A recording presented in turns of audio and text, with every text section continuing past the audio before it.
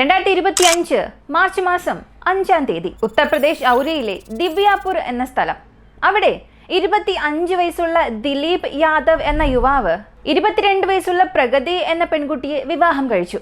ദിലീപ് യാദവിനെ കുറിച്ച് പറയുകയാണെങ്കിൽ വളരെ സമ്പന്ന കുടുംബം എടുത്താൽ അതിൽ ഇവരുടെ കുടുംബവും ഉണ്ടാകും. ദിലീപിന് 2 സഹോദരന്മാരും 2 സഹോദരിയുമുണ്ട്. ഇവരുടെ അച്ഛൻ ആ നാട്ടിൽ അറിയപ്പെടുന്ന ഒരു ബിസിനസ്മാൻ ആയിരുന്നു. പ്രധാനമായും JCB, ക്രെയിൻസ്, ഹൈഡ്രോളിക് മെഷീൻസ് ഇവയെല്ലാം സെയിൽ ചെയ്യുന്ന ഒരു വ്യാപാരം. കൂടാതെ ഇവയെല്ലാം റെന്റിനും കൊടുക്കും.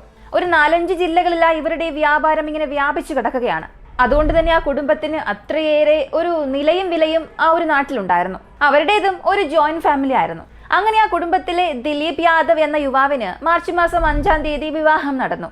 ഇവരുടേത് ഒരു പ്രണയ വിവാഹമായിരുന്നു. 3 വർഷം പ്രണയിച്ചതിന് ശേഷമായിരുന്നു ഈ ഒരു വിവാഹം.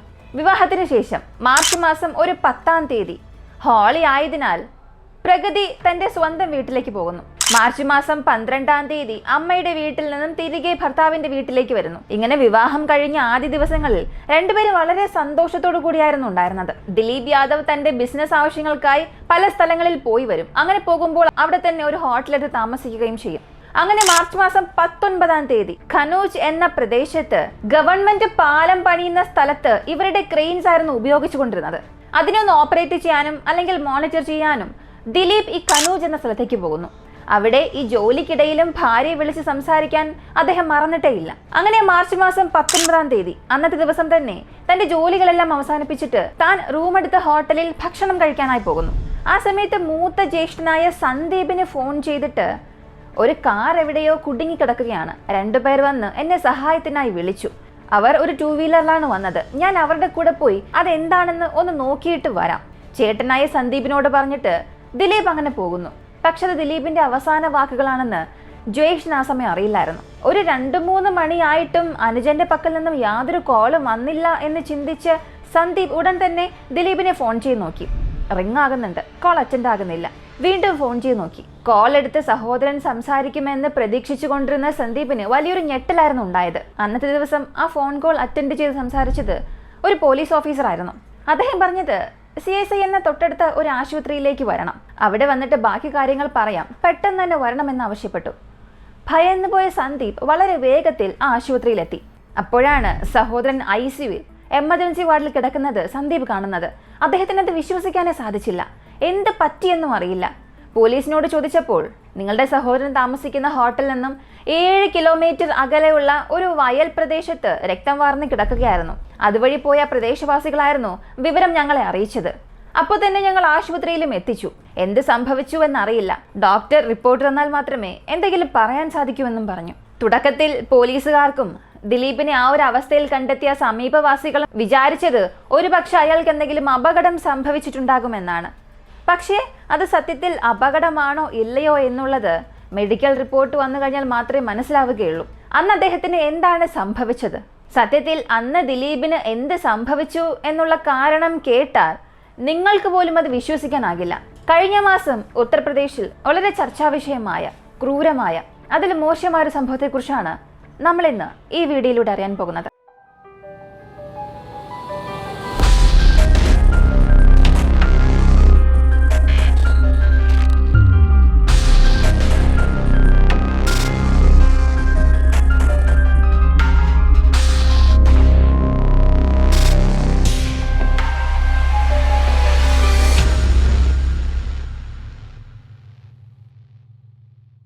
ദിലീപ് ആശുപത്രിയിൽ വളരെ തീവ്ര പരിചരണ വിഭാഗത്തിൽ ചികിത്സ എടുക്കുകയാണ്. എന്നാൽ അവിടെ നൽകിയ ചികിത്സയിൽ വലിയ ഭേദമൊന്നും കാണാത്തതുകൊണ്ട് മറ്റൊരു ആശുപത്രിയിലേക്ക് മാറ്റി. മധ്യപ്രദേശിലേക്ക് കൊണ്ടുപോയി. അവിടെയും ഒരു 2 ദിവസത്തോളം ICUവിലായിരുന്നു. എന്നിട്ട് പോലും അദ്ദേഹത്തിന്റെ ജീവൻ രക്ഷിക്കാനായില്ല. ആശുപത്രിയിൽ തന്നെ ദിലീപ് മരിച്ചു. പിന്നീട് അദ്ദേഹത്തിന്റെ ഡെഡ് ബോഡി പൂർണ്ണമായും പരിശോധിച്ചു. ഓട്ടോപ്സി റിപ്പോർട്ടും പോലീസിന് നൽകി. ആ റിപ്പോർട്ടിലായിരുന്നു വലിയ ഞെട്ടിപ്പിക്കുന്ന വിവരങ്ങൾ പുറത്തു വന്നത്. അദ്ദേഹത്തിന് ആന്തരികമായി ഒരുപാട് മുറിവുകൾ ഉണ്ടായിരുന്നു. 10-ലധികം സ്ഥലങ്ങളിൽ ഇഞ്ചുറി ആയിട്ടുണ്ട്. പ്രധാനമായും അദ്ദേഹത്തിന്റെ പുറം തലയിൽ ആരോ വെടിവെച്ചിട്ടുണ്ട് എന്ന റിപ്പോർട്ടിൽ പറഞ്ഞു. ഇത് പോലീസുകാർക്ക് വിശ്വസിക്കാൻ സാധിച്ചില്ല. പെട്ടെന്ന് തന്നെ ആ ബുള്ളറ്റ് പരിശോധിച്ചു. അത് 36 പിസ്റ്റളാണെന്ന് മനസ്സിലായി. തന്റെ ഭർത്താവിന്റെ അവസ്ഥയറിഞ്ഞ് വിവാഹം കഴിഞ്ഞ് വെറും 15 ദിവസമേ ആയിട്ടുള്ളൂ. സ്വന്തം ഭർത്താവിന്റെ അവസ്ഥയെക്കുറിച്ച് ചിന്തിച്ച് ഭാര്യ പ്രകൃതിക്ക് എന്ത് ചെയ്യണമെന്നേ അറിയില്ല. അവളെ കൊണ്ട് കരച്ചിൽ അടക്കാനും സാധിച്ചില്ല. അവിടെയുള്ള എല്ലാവരും പ്രകൃതിയുടെ ആ ഒരു അവസ്ഥ കണ്ട് വല്ലാതെ വിഷമിച്ചു. അവളെ ആശ്വസിപ്പിച്ചു. എന്നാൽ എത്ര ആശ്വസിപ്പിച്ചാലും ദിലീപ് ജീവനോടെ വരാൻ പോകുന്നില്ല. ഇപ്പോൾ ഈ ഒരു കേസ് അന്വേഷിക്കാൻ പോലീസ് ഒരു പ്രത്യേക ടീമിനെ ഫോം ചെയ്തു. എന്നിട്ട് ദിലീപിനെ കുറിച്ച് അന്വേഷിക്കാൻ തുടങ്ങി. അദ്ദേഹം വളരെ സിമ്പിളായ മനുഷ്യനാണ്. ആരോടും മോശമായി പെരുമാറിയിട്ടേയില്ല. വളരെ നല്ലൊരു മനസ്സിന്റെ ഉടമ. എന്നാൽ ആ കുടുംബത്തിന് 4-5 ജില്ലയിൽ ചില ബിസിനസ്സുകൾ ഉള്ളതുകൊണ്ട് ഒരുപക്ഷെ ആ രീതിയിലുള്ള ഏതെങ്കിലും ശത്രുക്കളായിരിക്കുമോ, അത് കാരണമായിരിക്കുമോ ഇദ്ദേഹം കൊല്ലപ്പെട്ടത്. ആ ഒരു രീതിയിലും പോലീസ് അന്വേഷണം ആരംഭിച്ചു. ഇതൊരു വശത്ത് നടക്കുമ്പോൾ ഇദ്ദേഹത്തിന്റെ സഹോദരനായ സന്ദീപിനെയും പോലീസ് ചോദ്യം ചെയ്തു. 2 പേർ 2 വീലറിൽ വന്ന സഹോദരനെ വിളിച്ചുകൊണ്ടുപോയി. എവിടെയോ വണ്ടി കേടായി കിടപ്പുണ്ട്, അതൊന്ന് ശരിയാക്കണമെന്നായിരുന്നു അവർ ആവശ്യപ്പെട്ടത്. ദിലീപ് പോകുന്നതിന് മുൻപ് എന്നോട് പറഞ്ഞിട്ടായിരുന്നു പോയത്. ഇത് കേട്ട പോലീസ് ദിലീപിന്റെ അവസാനത്തെ കോൾ ഡീറ്റെയിൽസ് എല്ലാം പരിശോധിച്ചു. ആരോടൊക്കെ സംസാരിച്ചിട്ടുണ്ട്, പുതുതായി ഏതെങ്കിലും നമ്പറിൽ നിന്നും കോൾ വന്നിട്ടുണ്ടോ, ഇങ്ങനെ പല കാര്യങ്ങൾ പരിശോധിച്ചപ്പോൾ അദ്ദേഹത്തിന്റെ ഭാര്യയോട്, അച്ഛനോട്, സഹോദരങ്ങളോട്, ഇവരോടൊക്കെ മാത്രമേ സംസാരിച്ചിട്ടുള്ളൂ. പുതുതായി ഏതൊരു നമ്പറിൽ നിന്നും കോൾ വന്നിട്ടുമില്ല, അങ്ങനെ സംസാരിച്ചിട്ടുമില്ല. കനോജിൽ ദിലീപ് ഹോട്ടലെടുത്ത സ്ഥലത്ത് നിന്നും അയാൾ പരിക്കേറ്റ് കിടന്ന ആ ഒരു സ്ഥലത്തിനും ഇടയിൽ 7 കിലോമീറ്റർ ഉണ്ട്. ഈ 7 കിലോമീറ്ററിനിടയിൽ ഏതെങ്കിലും CCTV ഉണ്ടോ എന്ന് പോലീസ് എടുത്ത് പരിശോധിക്കുന്നു. അതൊരു ഗ്രാമപ്രദേശമായതുകൊണ്ട് ചില സ്ഥലങ്ങളിൽ മാത്രം CCTV ഉണ്ടായിരുന്നു. അത് പരിശോധിച്ചപ്പോൾ സംശയം തോന്നിപ്പിക്കുന്ന രീതിയിൽ ഉച്ചയ്ക്കൊരു 3 പേർ ബൈക്കിൽ വരുന്നതായി കാണിച്ചു. അതിൽ നടുവിലിരിക്കുന്നത് മരിച്ചുപോയ ദിലീപ് യാദവ് ആയിരുന്നു. ബാക്കി 2 പേരാണ് ദിലീപ് യാദവിനെ വിളിച്ചുകൊണ്ടുപോയതെന്ന് മനസ്സിലായി. ഇനി അവർ പറഞ്ഞതുപോലെ ഏതെങ്കിലും സ്ഥലത്ത് കാറ് കുടുങ്ങിക്കിടപ്പുണ്ടായിരുന്നോ, റിപ്പയറിംഗ് പണി എന്തെങ്കിലും നടക്കുന്ന കാര്യം ഒന്ന് സ്ഥിരീകരിക്കാനായി സംഭവം നടന്ന സ്ഥലത്ത് നിന്നും അതിനു ചുറ്റുമുള്ള പ്രദേശങ്ങളിൽ പോലീസ് അന്വേഷിച്ചു. പക്ഷെ അങ്ങനെ കാറുകളൊന്നും അവിടെ ബ്രേക്ക് ഡൗണോ കുടുങ്ങിക്കിടക്കുകയോ റിപ്പയറിംഗോ ഒന്നും ആയിട്ടില്ല എന്ന് മനസ്സിലായി. അതുകൊണ്ട് ബൈക്കിൽ ദിലീപിനെ കൊണ്ടുപോയവരോട് പോലീസിന് സംശയം വരാൻ തുടങ്ങി. അതേസമയം ആ ബൈക്കിന്റെ രജിസ്ട്രേഷൻ നമ്പർ വ്യക്തമായി കാണാൻ സാധിച്ചില്ല. പക്ഷേ ബൈക്ക് ഓടിച്ചു കൊണ്ടുപോയ വ്യക്തിയെ പോലീസിന് ഐഡന്റിഫൈ ചെയ്യാൻ സാധിച്ചു. കാരണം ഇതിനകം അവന്റെ പേരിൽ ഒരു 10 കേസുകൾ ഉണ്ടായിരുന്നു. മാർച്ച് മാസം 12-ാം തീയതിയാണ് അവൻ ജയിലിൽ നിന്നും പുറത്തേക്ക് ഇറങ്ങിയത്. അങ്ങനെയാണെങ്കിൽ എന്തിനവൻ ദിലീപിനെ കൊണ്ടുപോയി എന്നുള്ളൊരു സംശയമായിരുന്നു പോലീസിനുണ്ടായത്. ആ ബൈക്ക് ഓടിച്ചു കൊണ്ടുപോയ ആ ഒരു വ്യക്തി, അവന്റെ പേര് രാംജി ചൗധരിയാണ്. അവന്റെ കോൺടാക്ട് ഡീറ്റെയിൽസ്, അഡ്രസ് എല്ലാം കണ്ടുപിടിച്ച് അവിടെ ചെന്ന് പോലീസ് അന്വേഷിച്ചു. പക്ഷേ അവനവിടെ ഇല്ലായിരുന്നു. പിന്നീട് ഈ സംഭവം നടന്ന് 8 ദിവസം കഴിഞ്ഞ് പോലീസ് അവനെ അറസ്റ്റ് ചെയ്തു. കസ്റ്റഡിയിലെടുത്ത് അവനെ അടിച്ച് ചോദ്യം ചെയ്യുമ്പോഴാണ് 2 ലക്ഷം രൂപയ്ക്ക് തനിക്കൊരു കോൺട്രാക്റ്റ് തന്നുവെന്നും 1 ലക്ഷം രൂപ അതിന് അഡ്വാൻസായി തന്നുവെന്നും പറഞ്ഞു. ഈ ഒരു കോൺട്രാക്റ്റ് എനിക്ക് നൽകിയത് അനുരാഗ് എന്ന വ്യക്തിയാണെന്നും അവൻ പറഞ്ഞു. അടുത്ത് പോലീസിന് അറിയേണ്ടത് ആരാണ് ഈ അനുരാഗ്. ഉടനെ അവനെക്കുറിച്ച് അന്വേഷിക്കാൻ തുടങ്ങി. അവനെയും കണ്ടുപിടിച്ച് അറസ്റ്റ് ചെയ്ത് ചോദ്യം ചെയ്യാൻ തുടങ്ങി. ഈ സമയമായിരുന്നു ഈ കേസിന് പുറകിലുള്ള മുഴുവൻ സത്യവും പുറം ലോകം അറിയാൻ തുടങ്ങിയത്. മരിച്ചുപോയ ദിലീപ് യാദവ്, പ്രകൃതി, ഇവർ 2022 മുതലേ പ്രണയിക്കുകയായിരുന്നു. പ്രഗതി മറ്റാരുമല്ല, ദിലീപ് യാദവിന്റെ സഹോദരനായ സന്ദീപ്. ഈ സന്ദീപിന്റെ ഭാര്യയുടെ സഹോദരിയായിരുന്നു പ്രഗതി. അതായത് ഒരേ വീട്ടിൽ നിന്ന് തന്നെയാണ് 2 സഹോദരന്മാരും വിവാഹം കഴിച്ചിരിക്കുന്നത്. ദിലീപിന്റെ വീട്ടിൽ നിന്നും ഒരു 2 മണിക്കൂർ യാത്ര ചെയ്താൽ പ്രഗതിയുടെ വീട്ടിലേക്ക് എത്താം. 2019-ലായിരുന്നു ദിലീപിന്റെ സഹോദരൻ സന്ദീപിന് വിവാഹം കഴിഞ്ഞത്. അതിനാൽ സഹോദരനെ കാണാൻ ദിലീപ് ഇടയ്ക്കിടയ്ക്ക് ആ വീട്ടിലേക്ക് പോകാറുണ്ടായിരുന്നു. അപ്പോഴെല്ലാം പ്രഗതിയെയും കാണാറുണ്ട്. എന്നാൽ 2022-ലായിരുന്നു, അതായത് മരിക്കുന്നതിന് 3 വർഷത്തിന് മുൻപായിരുന്നു ഇവർക്ക് 2 പേർക്കും ഇടയിൽ ഒരു പ്രണയം ഉണ്ടാകാൻ തുടങ്ങിയത്. പ്രണയം 2 വീട്ടുകാരും അറിഞ്ഞപ്പോൾ ദിലീപിന്റെ കുടുംബം തുടക്കത്തിൽ ഇത് അംഗീകരിച്ചില്ല, വേണ്ട എന്ന് പറഞ്ഞു. കാരണം സഹോദരനെ ഒരു കുടുംബത്തിൽ വിവാഹം കഴിപ്പിച്ച് അയച്ചിട്ടുണ്ട്, അതുകൊണ്ട് വീണ്ടും അതേ കുടുംബത്തിൽ പോകണ്ട എന്ന രീതിയിലായിരുന്നു ദിലീപിന്റെ കുടുംബം പറഞ്ഞത്. പക്ഷെ ദിലീപിന് പ്രഗതിയെ ഒരുപാട് ഇഷ്ടമായതുകൊണ്ട് അദ്ദേഹത്തിന്റെ ഇഷ്ടത്തിന്റെ പേരിൽ കുടുംബവും ആ ഒരു വിവാഹം നടത്തിക്കൊടുത്തു. എന്നാൽ ഈ വിവാഹത്തിന് പുറകിൽ പോലും ആരും ചിന്തിക്കാത്ത ഒരു വലിയ പദ്ധതി ഉണ്ടായിരുന്നു. ഈ പ്രഗതിയുടെ വീടിന് പുറകിലാണ് അനുരാഗിന്റെ വീടുള്ളത്. അനുരാഗ് BSc പഠിച്ചു. പ്രഗതി 12 വരെ മാത്രമേ പഠിച്ചുള്ളൂ. അതിനുശേഷം വീട്ടിൽ തന്നെയായിരുന്നു. കൊറോണ സമയത്ത് 2020-ൽ ഈ 2 പേർക്കും ഇടയിൽ ഒരു പരിചയം ഉണ്ടാവുകയും അതൊരു പ്രണയമായി മാറുകയും ചെയ്തു. പിന്നീട് ഇവരുടെ ഈ പ്രണയം ആ ഗ്രാമത്തിലെ എല്ലാവരും മനസ്സിലാക്കുന്നു. എന്നാൽ പ്രഗതിയുടെ അച്ഛൻ ഇതറിഞ്ഞപ്പോൾ അദ്ദേഹം വല്ലാതെ ദേഷ്യപ്പെട്ടു. അതിന് കാരണം അനുരാഗ് പഠിച്ചു എന്നതല്ലാതെ ഏതൊരു ജോലിക്കും പോകില്ലായിരുന്നു. പകരം തന്റെ സുഹൃത്തുക്കളിൽ നിന്നും ബന്ധുക്കളിൽ നിന്നുമെല്ലാം ഒരുപാട് പണം കടം വാങ്ങുകയും മറ്റു സ്ഥലങ്ങളിലേക്ക് ഒരു ട്രിപ്പൊക്കെ പോകും. ഫ്ലൈറ്റിലും കാറിലും ഒക്കെ കറങ്ങി നടക്കും. ഒരു ഹൈ സ്പീഡ് ബൈക്കിൽ ആ ഗ്രാമം മുഴുവനും ഇങ്ങനെ കറങ്ങി നടക്കുക, ഇങ്ങനെയുള്ള പല കാര്യങ്ങളായിരുന്നു ചെയ്തിരുന്നത്. എങ്കിലും പ്രഗതിക്ക് അനുരാഗിനെ ആയിരുന്നു ഇഷ്ടം. അവനെ വിവാഹം കഴിക്കണമെന്നായിരുന്നു അവൾ ആഗ്രഹിച്ചത്. എന്നാൽ പ്രഗതിയുടെ അച്ഛനും അമ്മയും ആരംഭത്തിൽ ചിന്തിച്ചത് തൻ്റെ മൂത്ത മകൾ ആ വീട്ടിൽ സന്തോഷവതിയാണ്, പോരാത്തതിന് മരുമകന്റെ സഹോദരനും നമ്മുടെ മകളോട് ഒരു താല്പര്യമുണ്ട്, അതുകൊണ്ട് ദിലീപിന് തന്നെ നമ്മുടെ മകളെ കൊടുക്കുകയാണെങ്കിൽ സാമ്പത്തികമായും യാതൊരു പ്രശ്നവുമില്ലാതെ അവൾ ഒരു വീട്ടിൽ തന്നെ ജീവിക്കും. ദിലീപിന്റെ അച്ഛനും അമ്മയും നമ്മുടെ മൂത്ത മകളെ നന്നായി നോക്കുന്നുണ്ട്, അതുകൊണ്ട് അവർ പ്രഗതിയെയും നന്നായി തന്നെ നോക്കും എന്നായിരുന്നു അവർ വിശ്വസിച്ചത്. ഒരു ഘട്ടത്തിൽ പ്രഗതി അച്ഛനും അമ്മയും എന്നെ ഒരുപാട് നിർബന്ധിക്കുകയാണ് എന്നൊക്കെ പറഞ്ഞ് അനുരാഗുമായുള്ള ബന്ധം ഉപേക്ഷിച്ചിട്ട് ദിലീപുമായി സംസാരിക്കാൻ തുടങ്ങി. അങ്ങനെ 2025 അവർക്ക് വിവാഹവും കഴിഞ്ഞു. പക്ഷേ വിവാഹത്തിന് മുൻപ് തന്നെ പ്രഗതിക്കും അനുരാഗിനും ഇടയിൽ ഒരു പദ്ധതി ഉണ്ടായിരുന്നു. വിവാഹം നടക്കുന്ന സമയത്ത് ദിലീപ് കഴിക്കുന്ന ഭക്ഷണത്തിൽ വിഷം കലർത്തണം, അവനെ കൊല്ലണം എന്നായിരുന്നു അവർ ചിന്തിച്ചത്. പക്ഷെ ഒരുപക്ഷെ സ്മെല്ല് വന്നാൽ ദിലീപ് കഴിക്കില്ല, മറ്റെന്തെങ്കിലും പദ്ധതിയിടാം എന്ന് ചിന്തിച്ചു. ഇതിലൂടെ എല്ലാം പ്രഗതി ഉദ്ദേശിച്ചത് അമ്മയുടെയും അച്ഛൻ്റെയും നിർബന്ധത്തിൻ പേരിലാണ് അവൾ വിവാഹം കഴിക്കുന്നത്. അതിനുശേഷം ദിലീപ് മരിച്ചുപോയാൽ താൻ വിധവയാകും. വിധവയായാൽ ആരും അങ്ങനെ വിവാഹം കഴിക്കാനായി താല്പര്യപ്പെടില്ല. ആ സമയത്ത് അനുരാഗ് തന്നെ വിവാഹം കഴിക്കണം എന്ന ആവശ്യവുമായി വീട്ടിലേക്ക് വരണം. തീർച്ചയായും അച്ഛനും അമ്മയെ സമ്മതിക്കും. അപ്പോൾ നമുക്ക് സന്തോഷമായി ജീവിക്കാം എന്നുള്ളതായിരുന്നു ഇവരുടെ പദ്ധതി. അങ്ങനെയാണ് വിഷം കൊടുത്തു കൊല്ലാമെന്ന് ചിന്തിച്ചത്. പക്ഷെ അത് പരാജയമായി. അങ്ങനെ വിവാഹം കഴിഞ്ഞിട്ട് മാർച്ച് മാസം 10-ാം തീയതി പ്രഗതി സ്വന്തം വീട്ടിലേക്ക് വരുന്നു. നാട്ടിൽ വന്നിട്ട് ഒരു സ്ഥലത്ത് വെച്ച് അനുരാഗിനെ കാണുന്നു. 1 ലക്ഷം രൂപയോളം അവന് പണം കൊടുത്തു. ഇടയ്ക്കിടയ്ക്ക് ദിലീപ് ഭാര്യയെ പ്രഗതിക്ക് പണം കൊടുക്കുമായിരുന്നു. അതെല്ലാം അവൾ സേവ് ചെയ്ത് വെച്ചിരുന്നു. കൂടാതെ വിവാഹശേഷവും ഏകദേശം 8 ലക്ഷത്തിന്റെ സ്വർണം ദിലീപ് പ്രഗതിക്ക് നൽകിയിട്ടുണ്ടായിരുന്നു. അത്രത്തോളം ദിലീപിന് പ്രഗതി ഇഷ്ടമുള്ളത് കൊണ്ടാണ് അവൻ ഇങ്ങനെയെല്ലാം ചെയ്തത്. പക്ഷെ അതൊന്നും കാര്യമാക്കാതെ അവനെ എങ്ങനെയെങ്കിലും കൊല്ലണമെന്നാണ് പ്രഗതി ചിന്തിച്ചു കൊണ്ടിരുന്നത്. അങ്ങനെ തന്റെ കയ്യിലുണ്ടായിരുന്ന 1 ലക്ഷം രൂപ കാമുകനായ അനുരാഗിന്റെ കയ്യിൽ കൊണ്ടു കൊടുത്തു. ഏതെങ്കിലും ഒരു വാടക കൊലയാളിയെ ഏർപ്പാടാക്കണം, എന്നിട്ട് ദിലീപിനെ കൊല്ലണമെന്നും അവൾ ആവശ്യപ്പെട്ടു. അങ്ങനെ മാർച്ച് മാസം 12-ാം തീയതി റാംജി എന്നയാൾ ജയിലിൽ നിന്നും റിലീസാകുന്നു. അനുരാഗ് നേരിട്ട് റാംജിയെ കാണുന്നു. അവൻ ഈ പണിക്ക് 2 ലക്ഷം വേണമെന്ന് ആവശ്യപ്പെട്ടു. പ്രഗതി കൊടുത്ത 1 ലക്ഷം രൂപ തന്റെ കയ്യിലുള്ളതുകൊണ്ട് ആ പണം റാംജിക്ക് കൊടുത്തു. റാംജി അടുത്ത് അവൻ അറിയാവുന്ന ചില സുഹൃത്തുക്കളെയും കൂട്ടിന് വിളിച്ചു. ഒരു ദുർലഭ് യാദവ്, ഈ ദുർലഭ് യാദവ് ശിവം എന്നയാളെ വിളിച്ചു. അങ്ങനെ 4 പേരും ചേർന്ന് മാർച്ച് മാസം 17-ാം തീയതി ഒരു സ്ഥലത്ത് കൂടി പദ്ധതിയിട്ടു.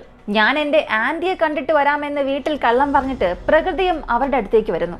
തന്റെ ഭർത്താവ് 2 ദിവസം കഴിഞ്ഞ് കനോജ് എന്ന സ്ഥലത്തേക്ക് ഒരു ജോലി ആവശ്യത്തിനായി പോകും. അവിടെ വെച്ച് ഭർത്താവിനെ കൊന്നാൽ മതി എന്നും അവൾ പറഞ്ഞു കൊടുത്തു. അദ്ദേഹം എവിടെ പോകുന്നു, പ്രവർത്തനങ്ങൾ എങ്ങനെയാണ്, ഏത് സമയത്ത് എവിടെയായിരിക്കും, എല്ലാ വിവരങ്ങളും ഞാൻ കൃത്യസമയത്ത് നിങ്ങളെ അറിയിക്കാം, അതിനനുസരിച്ച് നിങ്ങൾ ചെയ്താൽ മതിയെന്നും അവൾ പറഞ്ഞു. മറ്റുള്ളവർക്ക് അതൊരു അപകടം പോലെ മാത്രമേ തോന്നാവൂ എന്നും പറഞ്ഞു. പിന്നീട് ഈ 4 പേരിൽ ആരൊക്കെ എന്തൊക്കെ ചെയ്യണം, ആരെവിടെ കാത്തിരിക്കണം, ആര് കൊല്ലണം, ഇങ്ങനെ പല കാര്യങ്ങൾ പദ്ധതിയിട്ടു. അതിനുവേണ്ടി ഒരു തോക്ക് വാങ്ങി ശരിയായ സമയത്തിനു വേണ്ടി കാത്തിരിക്കാനും തുടങ്ങി. അവർ വിചാരിച്ചതുപോലെ 19-ാം തീയതി ദിലീപ് കനോജ് എന്ന പ്രദേശത്തേക്ക് ജോലി ആവശ്യത്തിനായി പോയി. എന്നാൽ അപ്പോഴും പ്രഗതി തന്റെ ഭർത്താവിനെ ഒരുപാട് മിസ് ചെയ്യുന്നു എന്ന രീതിയിൽ പല നാടകം കളിക്കാൻ തുടങ്ങി. എപ്പോഴാണ് നിങ്ങൾ വരുന്നത്, എവിടെയാണ് പോകുന്നത്, ഇപ്പോൾ എന്താണ് ചെയ്യുന്നത്, എന്താണ് കഴിക്കുന്നത്, ഇങ്ങനെയുള്ള കാര്യങ്ങളെല്ലാം ചോദിച്ചറിയാൻ തുടങ്ങി. ഭാര്യ തന്നോടുള്ള സ്നേഹം കാരണമാണ് ഇങ്ങനെയൊക്കെ ചോദിക്കുന്നതെന്ന് ചിന്തിച്ച് ദിലീപും നടക്കുന്ന എല്ലാ കാര്യങ്ങളും ഒന്നുപോലും വിടാതെ അറിയിച്ചു. എന്നാൽ മറുവശത്ത് തന്റെ കാമുകനായ അനുരാഗിന് പ്രഗതി കാര്യങ്ങളെല്ലാം പറഞ്ഞു കൊടുത്തുകൊണ്ടിരുന്നു. അങ്ങനെ ഒരു 1:30 മണിയോടെ ഹോട്ടലിലേക്ക് ഭക്ഷണം കഴിക്കാൻ പോകുന്ന സമയത്താണ് 2 പേർ ദിലീപിനെ കാണാൻ എത്തിയത്. റാംജി, ദുർലഭ് 2 പേരും ഒരു ബൈക്ക് എടുത്ത് ദിലീപിനെ കാണാൻ വന്നു. തൊട്ടടുത്ത് ഒരു കാർ അകപ്പെട്ടിട്ടുണ്ട്, നിങ്ങളൊന്ന് വന്ന് സഹായിക്കണം, അതൊന്ന് ശരിയാക്കി തരണമെന്ന് ആവശ്യപ്പെട്ടു. ആ സമയം ദിലീപ് തന്റെ സഹോദരനെ ഫോൺ വിളിച്ച് കാര്യങ്ങളെല്ലാം പറഞ്ഞു. എന്നിട്ട് ഈ 2 പേരുടെയും കൂടെ ദിലീപ് ബൈക്കിൽ കയറിപ്പോയി. അങ്ങനെ ദിലീപിനെയും കൊണ്ട് അവർ പോയത് ഒരു വയൽ നിറഞ്ഞ പ്രദേശത്തായിരുന്നു. ആൾ സഞ്ചാരം ഒട്ടും തന്നെ ഇല്ല. അവിടെ വെച്ച് ദിലീപിനെ അടിച്ച് ടോർച്ചർ ചെയ്യാൻ തുടങ്ങി. ഇതിനകം 2 പേർ അവിടെ കാത്തിരിക്കുന്നുണ്ടായിരുന്നു. മൊത്തം 4 പേർ ചേർന്ന് ദിലീപിനെ ക്രൂരമായി മർദ്ദിക്കാൻ തുടങ്ങി. ഒരു ഘട്ടത്തിൽ അവർ കൊണ്ടുവന്ന തോക്കെടുത്ത് തലയിൽ തന്നെ വെടിവെച്ചു. മരിച്ചു എന്നാണ് അവർ ചിന്തിച്ചത്. ഉടൻ തന്നെ അവിടെ നിന്ന് രക്ഷപ്പെടുകയും ചെയ്തു. പക്ഷെ അവൻ അപ്പോഴും ജീവനുണ്ടായിരുന്നു. 2 ദിവസത്തോളം ആശുപത്രിയിൽ ജീവന് വേണ്ടി ഒരുപാട് കഷ്ടപ്പെട്ടു. അവസാനം മരിക്കുകയും ചെയ്തു. അനുരാഗ് ഇതൊക്കെയാണ് സംഭവിച്ചതെന്ന് പോലീസിനോട് പറഞ്ഞു. ഏകദേശം ഒരു 8 ദിവസം കഴിഞ്ഞ് ഈ കൊലപാതകം നടത്താൻ സഹായിച്ച റാംജി, ദുർലഭ്, ശിവം ഇവർ 3 പേരെയും പോലീസ് അറസ്റ്റ് ചെയ്തു. ആ സമയത്ത് പോലും അവർ പോലീസുകാരെ തോക്ക് കാണിച്ച് ഭീഷണിപ്പെടുത്തി. ഇവരുടെ 3 പേരുടെയും സ്റ്റേറ്റ്മെന്റ്സ് വളരെ ക്ലിയർ ആണെങ്കിലും പോലീസിന് അപ്പോഴും അത് വിശ്വസിക്കാൻ സാധിച്ചില്ല. അടുത്ത പോലീസ് പ്രഗതിയെ വീട്ടിൽ ചെന്ന് അറസ്റ്റ് ചെയ്തു. അവിടെയുള്ള എല്ലാവർക്കും ഇത് വലിയ ദേഷ്യത്തിന് കാരണമായി. ഇതിനകം തന്നെ അവൾ വല്ലാത്ത ദുഃഖത്തിലാണ്, ഭർത്താവ് നഷ്ടപ്പെട്ട വേദനയിലാണ്. ഈ സമയത്ത് നിങ്ങൾ എന്തിനാണ് അവളെ കൊണ്ടുപോകുന്നത് എന്നാണ് പലരും ചോദിച്ചത്. അപ്പോഴാണ് പോലീസുകാർ ദിലീപ് മരിക്കാൻ കാരണം പ്രഗതിയാണ് എന്ന സത്യം പറഞ്ഞത്. ഇതൊന്നും അവിടെ കൂടിയിരുന്ന ആർക്കും വിശ്വസിക്കാൻ സാധിച്ചില്ല. പ്രഗതിയെ കസ്റ്റഡിയിലെടുത്ത് ചോദ്യം ചെയ്യുമ്പോഴും അതേ കാര്യം തന്നെയാണ് അവളും പറഞ്ഞത്. എന്നാൽ പോലീസുകാർക്ക് ചില കാര്യങ്ങളിൽ മാത്രം അപ്പോഴും ഒരു സംശയമുണ്ടായിരുന്നു. അങ്ങനെ പ്രഗതിയെ വീണ്ടും വീണ്ടും ചോദ്യം ചെയ്യാൻ തുടങ്ങി. എന്തിനാണ് കൊന്നത്? ഇതിന് പുറകിൽ ഇനി മറ്റെന്തെങ്കിലും കാരണമുണ്ടോ? വീണ്ടും വീണ്ടും ചോദ്യം ചെയ്തപ്പോഴാണ് ഈ കേസിൽ മറ്റൊരു വഴിത്തിരിവുണ്ടായത്. ആദ്യത്തെ സ്റ്റേറ്റ്മെന്റിൽ അവർ പറഞ്ഞത് അച്ഛനും അമ്മയും നിർബന്ധിച്ചു, അതുകൊണ്ടാണ് ദിലീപിനെ വിവാഹം കഴിച്ചത്. എന്നാൽ പിന്നീട് അദ്ദേഹത്തെ ജീവിതത്തിൽ നിന്നും ഒഴിവാക്കേണ്ട ഒരു സാഹചര്യം വന്നു, കൊന്നു എന്നാണ് പറഞ്ഞത്. പക്ഷെ സത്യം അതുമാത്രം അല്ല. യഥാർത്ഥ കാരണം മറ്റൊന്നാണ്. അനുരാഗ്, പ്രഗതി രണ്ടുപേരും ചേർന്നാണ് ദിലീപിനെ അവരുടെ വലയിൽ വീഴ്ത്തിയത്. അതിന് കാരണം ഇവരുടെ പക്കൽ യാതൊരു പണമോ പിൻബലമോ ഒന്നും തന്നെ ഇല്ല. പ്രണയിച്ചു വിവാഹം കഴിച്ചാൽ പോലും വളരെ കഷ്ടപ്പെട്ട് മാത്രമേ ജീവിക്കാൻ സാധിക്കൂ. അതേസമയം ദിലീപിന് ഒരുപാട് പണമുണ്ട്. അവനെ ശരിയായ രീതിയിൽ പ്രയോജനപ്പെടുത്തിയാൽ നമുക്കൊന്ന് സെറ്റിലാകാൻ കഴിയും. ഇതാണ് ഇവരുടെ പദ്ധതി. ദിലീപിന് ഒരുപാട് സ്വത്തുക്കളുണ്ട്. ഒരു വലിയ ഷെയർ തീർച്ചയായും ദിലീപിലേക്ക് വരും. ദിലീപിന് ഷെയർ വന്നാൽ ആ ഷെയറിൽ ഭാര്യയ്ക്കും ഒരു പങ്കുണ്ട്. അതിനാൽ ദിലീപിനെ പ്രണയിക്കുന്നത് പോലെ അഭിനയിക്കാം, പിന്നീട് വിവാഹവും കഴിക്കാം. വിവാഹം കഴിഞ്ഞതിന് ശേഷം അവനെ കൊല്ലാം. കൊന്നുകഴിഞ്ഞാൽ പിന്നെ ഞാൻ വിധവയാകും, പിന്നെ ആരും എന്നെ വിവാഹം കഴിക്കാൻ ആഗ്രഹിക്കില്ല. എന്നാൽ ആ സമയത്തും ദിലീപിന്റെ സ്വത്തിൽ എനിക്കൊരു പങ്ക് ലഭിക്കും. ആ പങ്ക് വെച്ച് നമുക്ക് വീണ്ടും ജീവിക്കാം, എവിടെയെങ്കിലും പോയി സെറ്റിലാകാം. ഇതായിരുന്നു പ്രഗതിയുടെയും അനുരാഗിന്റെയും പദ്ധതി. ഇത് പോലീസുകാർക്ക് പോലും ഞെട്ടലായി പോയി. വളരെ വ്യക്തതയോടുകൂടി പദ്ധതിയിട്ട് തന്നെ ചെയ്തിട്ടുണ്ട്. തീർച്ചയായും ഇവർക്ക് വലിയൊരു ശിക്ഷ തന്നെ ലഭിക്കുമെന്ന് ആ സമയത്ത് തന്നെ വലിയ രീതിയിൽ മാധ്യമങ്ങൾ ഇതിനെക്കുറിച്ച് പറയാൻ തുടങ്ങി. ഇതിനകം തന്നെ ഒരു മാസത്തിന് മുൻപ് മീറത്തിൽ മുസ്കാൻ എന്ന ഒരു പെൺകുട്ടി ചെയ്ത കാര്യം നമ്മൾ ഒരു വീഡിയോയിലൂടെ അറിഞ്ഞതാണ്. അതുപോലെ വളരെ ക്രൂരമായ ഒരു കാര്യമാണ് ഇവിടെയും ചെയ്തത്. സത്യം പറഞ്ഞാൽ ദിലീപ് വളരെ പാവ മനുഷ്യനായിരുന്നു. തനിക്ക് സംഭവിച്ചുകൊണ്ടിരിക്കുന്നത് നല്ല കാര്യമാണോ മോശം കാര്യമാണോ ഒന്നും തന്നെ അറിയാതെ അന്ധമായി തന്നെ ഭാര്യയെ വിശ്വസിച്ചു. അതുകൊണ്ടാണ് 8 ലക്ഷത്തോളം രൂപയ്ക്ക് സ്വർണം വാങ്ങിക്കൊടുത്തു. അവൾ ചോദിക്കാതെ ഒരുപാട് പണവും നൽകി. വളരെ സ്നേഹത്തോടു കൂടി അവളെ നോക്കി. പക്ഷേ ഇങ്ങനെ ഒരു ദ്രോഹം അവൾ ചെയ്യുമെന്ന് ദിലീപ് ഒട്ടും തന്നെ ചിന്തിച്ചിട്ടേ ഉണ്ടാവുകയില്ല. തൻ്റെ മരണത്തിന് പുറകിൽ ഭാര്യയാണ് എന്ന സത്യം പോലും അറിയാതെയാണ് ഈ ലോകത്തിൽ നിന്നും അദ്ദേഹം പോയത്. എത്രത്തോളം ഒരു വേദന നിറഞ്ഞ സാഹചര്യമാണെന്ന് നിങ്ങൾ തന്നെ നോക്കുക. ഒരാളെ പ്രണയിച്ച് വിവാഹം കഴിച്ച് പിന്നീട് അവനെ കൊന്നതിന് ശേഷം അവൻ്റെ സ്വത്ത് വാങ്ങി സുഖമായി ജീവിക്കണമെന്നൊക്കെ ഒരു സ്ത്രീ ചിന്തിക്കണമെന്നുണ്ടെങ്കിൽ എത്ര പൈശാചികമായ മനസ്സായിരിക്കണം അവൾക്കുള്ളത്. ഒരു രാക്ഷസ തന്നെയാണ് ഇവർ. ഈ ഒരു കൊലപാതകം വളരെ പദ്ധതിയിട്ട് ചെയ്തതുകൊണ്ട് തന്നെ തീർച്ചയായും വലിയൊരു ശിക്ഷ ഇവർക്ക് ലഭിക്കുമെന്ന് പ്രതീക്ഷിക്കാം. കേരളത്തിലെ ഗ്രീഷ്മ കേസിൽ പോലും അവൾ വളരെ പ്ലാൻഡ് ആയിട്ടായിരുന്നു അവനെ കൊന്നത്. അതുകൊണ്ട് തന്നെ അവൾക്ക് മരണശിക്ഷ വിധിച്ചു. ഈ കേസിലും അതുപോലെ തന്നെയാണ് സംഭവിച്ചിരിക്കുന്നത്. അതുകൊണ്ട് ഈ കേസിൽ ഇവർക്കും കോടതി ഇവർക്ക് വധശിക്ഷ തന്നെ വിധിക്കണം എന്ന് നമുക്ക് ആഗ്രഹിക്കാം. ഈ ഒരു കേസിനെ കുറിച്ചുള്ള നിങ്ങളുടെ അഭിപ്രായം കമന്റിൽ പറയുക. ദിനം പ്രതി ഇങ്ങനെയുള്ള കൊലപാതകങ്ങളും ക്രൂര കൃത്യങ്ങളും നമ്മുടെ രാജ്യത്ത് വർദ്ധിച്ചു വരുന്നതിനെ കുറിച്ചുള്ള നിങ്ങളുടെ അഭിപ്രായം എന്താണ്? ഇതിനെങ്ങനെ തടയാം? നിങ്ങളുടെ വിലയേറിയ അഭിപ്രായങ്ങൾ കമന്റിൽ പ്രതീക്ഷിക്കുന്നു. ഇങ്ങനെയുള്ള വീഡിയോസിന് താല്പര്യമുള്ളവരാണ് നിങ്ങളെങ്കിൽ ഇപ്പോൾ തന്നെ നമ്മുടെ ചാനൽ സബ്സ്ക്രൈബ് ചെയ്യുക. മറ്റൊരു വീഡിയോയുമായി വീണ്ടും കാണാം.